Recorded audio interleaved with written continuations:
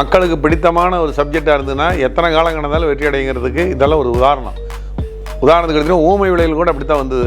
படம் ரெடி ஆகி 2 வருஷம் 1.5 வருஷம் கழிச்சு தான் வந்தது, பெரிய வெற்றி அடைஞ்சது. இந்த மாதிரி கேள்வியெல்லாம் அஜித்துக்கு நேரடியாக கேட்டிங்கன்னா அவர் தான் பதில் சொல்லணும் இல்லையா? அஜித் இந்த மாதிரி ரிஸ்க் எடுக்கிறாரு அப்படிங்கிற கேள்விக்கு நான் பதில் சொல்லி என்ன யூஸ் இருக்குது? ஒரு யூஸும் கிடையாது. நீங்கள் மீடியாக்களை தான் பேசிகிட்டு இருக்கணும். 2 படம் ஒன்றா வந்ததுன்னா அங்கே வந்து உடனே இந்தியா பாகிஸ்தான் மாதிரி தகராறு வரும், உக்ரைன் ரஷ்யா மாதிரி தகராறு வரும், இஸ்ரேல் காசா மாதிரி தகராறு வரும், நீங்கள் தான் பேசிகிட்டு இருக்கணும். தமிழ் படங்களும் எல்லா நாட்டுக்கு வெளியில் போயிட்டு தான் இருந்துகிட்டு இருக்குது. இப்போ விடாமுயற்சி இந்தியா பூரா போக தான் போகுது, இட்லி கடை இந்தியா பூரா போக தான் போகுது. சார், ஒரு தனிப்பட்ட அவருடைய விருப்பத்தை போய் நாமெல்லாம் போய் கமெண்ட் பண்ணிகிட்டு இருக்க முடியாது. அவருக்கு ரேஸில் இன்ட்ரெஸ்ட் இருக்குது, அவர் ரேஸுக்கு போகிறாரு. இதுக்கு போய் நான் என்ன கமெண்ட் சொல்கிறது? நான் அதுக்கு எங்களுக்கு தெரியாது இல்லையா? ப்ரொடியூசர் சரியா அன்னைக்கு தான் அவர் தான் நல்லா போச்சு அப்படின்னாரு, இப்போ அவர் தான் நல்லா போகலைங்கிறாரு. இந்த கேள்வியும் இப்படி தான் தில்ராஜுக்கு தான் பதில் சொல்ல வேண்டிய கேள்வி.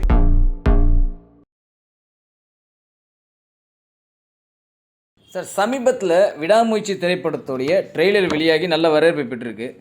இந்த பொங்கலுக்கு வெளியாக வேண்டிய படம், ஆரம்பத்தில் அவங்க பொங்கல் வெளியிடுன்னு சொன்னாங்க, அப்புறம் தவிர்க்க முடியாத காரணத்தால் தள்ளி போகிறதுன்னு சொன்னாங்க. இந்த பொங்கலை வந்து இந்த படத்தால் மிஸ் பண்ணிட்டோமோ அப்படின்ற மாதிரி திரையரங்க உரிமையாளர்கள் ஃபீல் பண்ணியிருக்காங்க. அதுக்கு மேலே தான் வேறு படம் வந்துச்சு இல்லை? ஏதோ ஒரு படம் வருது, ஓடுது. இப்போ அதுக்கு அந்த விடாமுயற்சி வரல, மதகஜராஜா வந்து ஓடுது. அடுத்து விடாமுயற்சி மார்ச் 6ஆம் தேதி ரிலீஸ்னு போட்டிருக்காங்க. அன்னைக்கு இன்னொரு பொங்கல் நாங்கள் நினச்சிக்கிறோம், அவ்வளோதான். சார், எதுக்காக இந்த கேள்வி முற்பண்ணா சார்? இப்போ விடாமுயற்சி வரலன்னு சொல்லும்போது இந்த படங்கள்லாம் உள்ளவே வந்துச்சு. இப்போ விடாமுயற்சின்னு வந்திருந்தா நம்ம டெய்லி ஸ்பெஷல் ஷோ, நிறைய ஸ்க்ரீன்ஸ், அதெல்லாம் வராத பற்றி எதுக்கு பேசிகிட்டு இருக்கிறீங்க சார்? தமிழ் சினிமாவில் பொதுவாக வந்து ஒரு கருத்து இருக்கும் என்னென்னா, காலமாக கடந்து பிரச்சனையில் ரிலீஸ் ஆகிற படம், லேட்டாக ரிலீஸ் ஆகிற படம்லாம் சரியான வரவேற்பு பெறாது. ஏதோ 100ல் 1-2 தான் பெரிய வரவேற்பு பெறும். மற்ற படங்கள் வந்து தோல்வி திரைப்படம் தான் அப்படின்னு ஒரு சம்மதம் இருந்தது நடுவில் கூட. நீங்கள் உங்களுக்கு தெரியாத விஷயம் கிடையாது.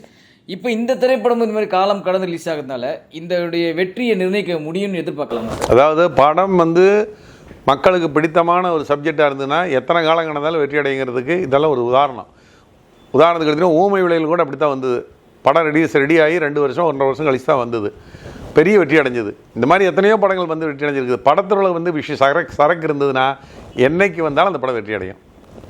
சார், அதே மாதிரி என்னென்னா சார், இப்போ அடுத்த படம் அஜித் அவர்களுடைய குட் பேட் அக்லி திரைப்படமும் ஏப்ரல் 10 வெளியிடுன்னு ஆல்ரெடி சொல்லிட்டாங்க. இந்த படத்துக்கு அந்த படத்துக்கு பார்த்தீங்கன்னா கிட்டத்தட்ட ஒரு 2 மாதம் காலம் தான் கேப்பே இருக்குது.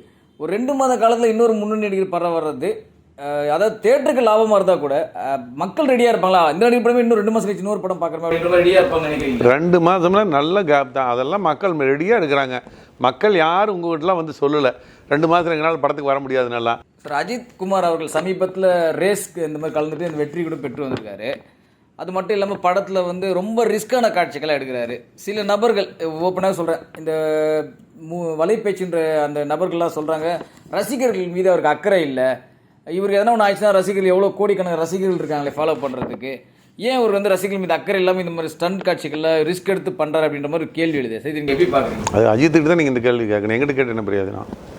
இல்லை சார், இன்னொரு தரப்பு என்ன சொல்கிறாங்கன்னா வாங்குற காசுக்கு உண்மையாக நடிக்கிறார் அப்படின்றாங்க. அவங்க யாரே அனதே சொல்லிட்டு போகிறாங்க. இந்த மாதிரி கேள்வியெல்லாம் அஜித்துக்கு நேரடியாக கேட்டிங்கன்னா அவர் தான் பதில் சொல்லணும் இல்லையா? அஜித் இந்த மாதிரி ரிஸ்க் எடுக்கிறாரு அப்படிங்கிற கேள்விக்கு நான் பதில் சொல்லி என்ன யூஸ் இருக்குது? ஒரு யூஸும் கிடையாது. சார், இட்லி கடை குட் பேட் அக்லி 2 படமும் ஒரே நாள் ரிலீஸ் ஆகுது. நீங்கள் பார்த்துருப்பீங்க. ஏற்கனவே வந்து ஒரு முன்னணி நடிகளோட படம் 2 படங்கள் வந்தாங்கன்னா இங்கே ஏகப்பட்ட சமூக வத்தலைகளில் வாரம் நடக்கும். இப்போ இது தேவையில்லாத ஒரு இஷ்யூவாக இருக்குமோ? இந்த மாதிரி திரும்ப தனுஷ் அவர்கள் படமும் அஜித் அவர்கள் படமும் ஒரே நாள் வர்றது உண்மையிலேயே வந்து ஒரு இதுவாக இருக்குன்னு நினைக்கிறீங்களா, இல்லை ஏதாச்சும் ஒரு படம் தள்ளி போக நினைக்கிறீங்களா? வாரிசு துணு வரும்போது இப்படி தான் பேசிகிட்டு இருந்தீங்க மீடியாக்காரர்கள். என்னென்னு வாரிசு துணு 2 ஒரே நாளில் வருது, உக்ரைன் யுத்தம் மாதிரி ஒரு பெரிய யுத்தம் நடக்குன்னு பேசிகிட்டு இருந்தீங்க. என்ன நடந்தது? ஒன்றும் நடக்கலை. அதையாவது திடீர்னு நடக்கும். நீங்கள் மீடியாக்களை தான் பேசிகிட்டு இருக்கணும்.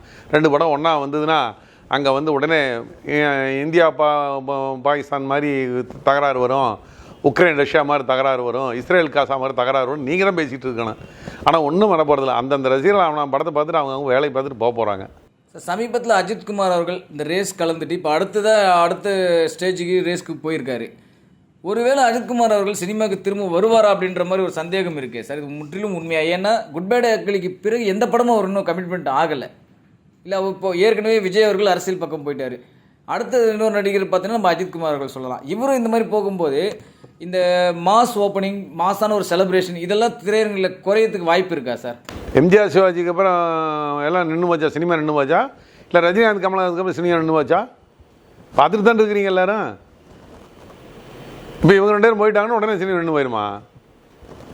சும்மா எதையாவது ஒன்று கேட்கணுங்கிறக்கா மீடியாவில் பேச ஆரம்பிச்சுக்கிட்டீங்க. சினிமாங்கிறது 100 வருஷமாக இருக்கிறது, இன்னும் 100 வருஷம் இருக்குது, இன்னும் 500 வருஷம் இருக்கும். யார் போனாலும் சினிமா அது பாட்டில் இருந்துட்டு தான் இருக்கும், அந்த மாஸ் ஓப்பனிங் இருந்துட்டு தான் இருக்கும். அதனால் இதோட முடிஞ்சு போச்சு அப்படிங்கிற மாதிரி யாரும் நீங்கள் பேச வேண்டிய அவசியமே கிடையாது. எல்லா காலகட்டத்திலையும் யார் போனாலும் அது வெற்றிடத்தை நிரப்புறதுக்கு இன்னொருத்தர் வருவாங்க. அது மாதிரி தான் இவங்களும் இருக்கும். சார், விஜய் அவர்கள் அரசியல் பக்கம் போயிட்டாரு, அஜித் அவர்கள் ரேஸ் பக்கம் போயிட்டாரு. இதை பற்றி ஜெயம் ரவி அவர்கள்கிட்ட இப்போ சமீபத்தில் ஒருத்தவங்க கேள்வி கேட்கும்போது நீங்கள் என்ன சார் பண்ணுவீங்கன்னு கேட்டால், நானே படம் நடிக்க விருப்பம் இல்லாமல் நானே இமயமலை போகலாம் அப்படின்ட்டு இருக்குன்றாரு. ஏன் சார் இந்த தமிழ் சினிமா நடிகருக்குள்ளே ஏதாச்சும் மனக்கசப்பு இருக்குன்னு நினைக்கிறீங்களா? திரையரங்க உரிமையாளர்கள் இதில் என்ன ஆளாளுக்கு ஒரு நடிகர் ஒரு டிசிஷன் எடுக்கிறாங்கன்னு நீங்கள் ஏதாச்சும் யோசிச்சிருக்கீங்களா சார்? நான் எல்லாம் ஒன்றும் எதுவும் யோசிக்கவே கிடையாது பற்றியெல்லாம். அவங்க அந்த மாதிரி சொன்னாங்கன்னா வாழ்த்துக்கள், அவங்க என்ன விருப்பம் அதை செய்யலாம். என்ன காரணம் கேட்குறேன்னா சார், இப்போ அதர் மாநில படங்கள் இங்கே ரிலீஸ் ஆகிட்டு அவங்க படங்களை ஓட வைக்கிறாங்க. ஆனால் நம்ம நடிகர்கள்னா ஆளாளுக்கு ஒரு பக்கம் ஒரு திசையில் இருக்காங்களே, இது எப்படி எடுத்துக்க முடியும் சார்? இது எல்லாம் ஒன்றும் கிடையாது. இங்கத்த படங்கள் அங்கே ஓட தான் செய்யுது. இப்போ இன்றைக்கி பாரு விஷால் படம் அது மாதிரி மதியோட தான் 30ஆம் தேதிக்கு தெலுங்கில் ரிலீஸ் ஆகுது. அதனால் எல்லா படம் இன்றைக்கி உலகம் பூரா ரிலீஸ் ஆகி ஓடிட்டு தான் இருக்குது. அதனால் அதர் மாநில படம் மட்டும் தமிழ்நாட்டுக்கு வர்றது கிடையாது. தமிழ் படங்களும் எல்லா நாட்டுக்கு வெளியில் போயிட்டு தான் இருந்துகிட்டு இருக்குது. இப்போ விடாமுயற்சி இந்தியா பூரா போக தான் போகுது, இட்லி கடை இந்தியா பூரா போக தான் போகுது. அதனால் எல்லா படம் இன்றைக்கி உலகம் பூரா இந்தியா பூரா உலகம் பூரா போயிட்டு தான் இருந்துகிட்டு இருக்குது. அதனால் தமிழ்நாட்டில் மட்டும் இந்த நிலைமை இல்லை, எல்லா நடிகர்களும் பேன் இந்தியா படம் தான் நடிச்சிட்டு இருக்கிறாங்க. சார், சமீபத்தில் நீங்களே கூட ஒரு சேனலில் பேட்டி கொடுத்துருந்தீங்க, வாரிசுடைய அந்த இஷ்யூ பற்றி சொல்லியிருந்தீங்க. ஆரம்பத்தில் என்ன சொன்னாங்க, இப்போ என்ன சொல்கிறாங்கட்டு.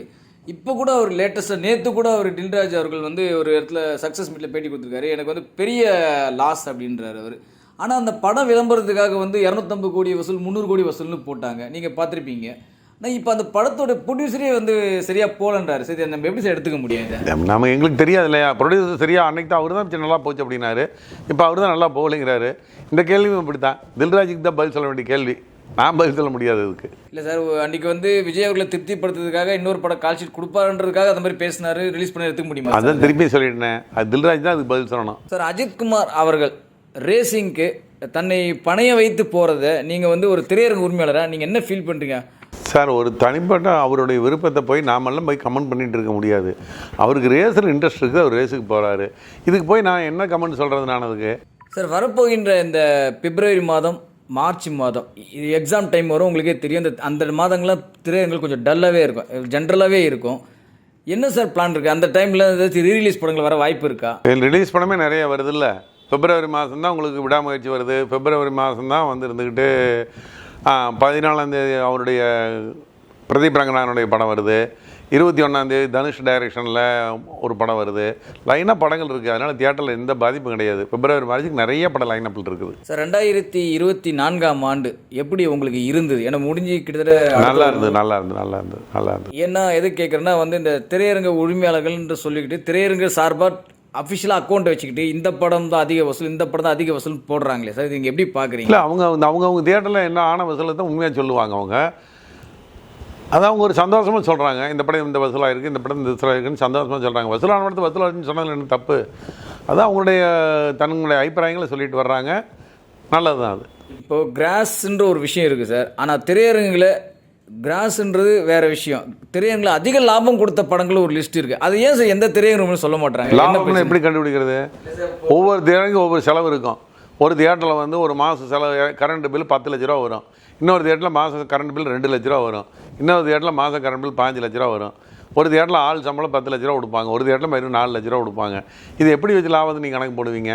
அந்தந்த தியேட்டருடைய லாபம் அந்தந்த தியேட்டர் உரிமையாளருக்கு தான் தெரியும், என்ன வர வந்திருக்கு, என்ன செலவாக இருக்குதுன்னு. அதுதான் சார் நானும் கேட்க முற்பறேன். இப்போ என்னென்னா, இப்போ கோட்னு ஒரு திரைப்படம், அதுக்கு கொடுத்த டேர்ம்ஸ் அண்ட் கண்டிஷன் வேறு. லப்பர் பந்துன்னு ஒரு திரைப்படம், அதுக்கு கொடுத்த டேர்ம்ஸ் அண்ட் கண்டிஷன் வேறு. அதை பார்த்த ஆடியன்ஸ் எண்ணிக்கை வேறு, இதை பார்த்த ஆடியன்ஸ் எண்ணிக்கை வேறு. ஆனால் திரையரங்கில் இன்னும் லாபம் அதிகமாக கொடுத்து எந்த படமாக இருக்குன்னா ஒரு படம் தான் இருக்கும். இந்த படத்தோட இந்த படம் அதிகமாக இருக்கும். ஆனால் அந்த மாதிரி விஷயங்களை எந்த திரையரங்கு உரிமையாளர்கள் சொல்ல மாட்டாங்களே, ஏன் சார் சொல்ல மாட்டாங்க? எதுக்கு இப்போ எல்லா தொழில் பண்ணுறவங்களும் இந்த மாதிரி நான் இவ்வளவு கார் விற்றேன், எனக்கு இவ்வளோ லாபம் வந்தது, இவ்வளவு இட்லி இன்னைக்கு விற்றேன், இவ்வளோ தோசை விற்றேன், எனக்கு இவ்வளோ லாபம் வந்தது, எல்லா தொழிலுக்கும் சொல்லிட்டு இருக்காங்களா திரையரங்கு உரிமையாளர் சொல்கிறதுக்கு? இல்லை சார், அஃபிஷியலாக எங்கள் தேட்டர் இவ்வளோ கிராஸ் வந்தது எதுக்கு இப்போ சொல்லி சொல்கிறவங்க பொதுமக்களுக்கு தெரிஞ்சு அதில் என்ன பிரயோஜனம்னு சொல்லுங்க, நாங்கள் தெரிஞ்சுக்கிறோம். இது ஒரு தொழில். ஒரு தொழிலில் எல்லா தொழில் செய்கிறவங்களும் அவங்கவுங்க தொழில் என்னென்ன லாபம் இருக்குதுன்னா அவங்க உட்காந்து அவங்க வீட்டில் கணக்கு பார்ப்பாங்க, அவங்க குழந்தைகளுக்கு கணக்கு தெரியும், அவங்களுடைய பார்ட்னர்களுக்கு கணக்கு தெரியும். இதை அஃபீஸியலாக வெளியில் கூப்பிட்டு எல்லா இடத்துலையும் மற்ற தொழில்காரர் யாராவது சொல்லிட்டு இருக்காங்களா?